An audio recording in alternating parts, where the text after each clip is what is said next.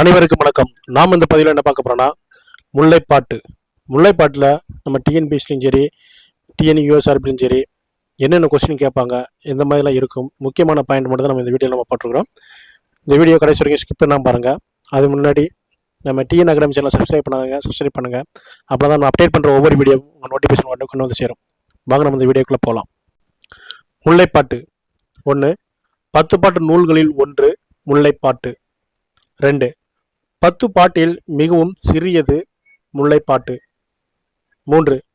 103 அடிகளை கொண்ட ஆசிரியப்பா வகையில் இயற்றப்பட்டது முல்லைப்பாட்டு. 4. பாண்டிய நெடுஞ்செழியனை பாட்டு தலைவனாக கொண்டு எழுதப்பட்டது முல்லைப்பாட்டு. 5. முல்லை நிலத்தை பற்றி பாடப்பட்டது. 6. முல்லைப்பாட்டு அகப்பொருள் பற்றியது. 7. முல்லைப்பாட்டை படைத்தவர் காவேரி பூம்பொட்டினத்து பொன் வணிகனார் மகனார் நம்பூதனார். 8. முல்லைப்பாட்டு நெஞ்சாற்றுப்படை எனவும் அழைக்கப்படுகிறது. 9. முல்லைப்பாட்டு குறித்து மறைமலை அடிகள் முல்லைப்பாட்டு ஆராய்ச்சி என்ற ஒரு ஆராய்ச்சி நூலையும் எழுதியுள்ளார். 10. நம்பூதனார் சங்ககால புலவர்களில் ஒருவர். இந்த வீடியோவில் முல்லைப்பாட்டை பற்றி ஒரு 10 பாயிண்ட் பார்த்தோம். அந்த 10 பாயிண்டும் நம்மளுக்கு முக்கியமானதான்.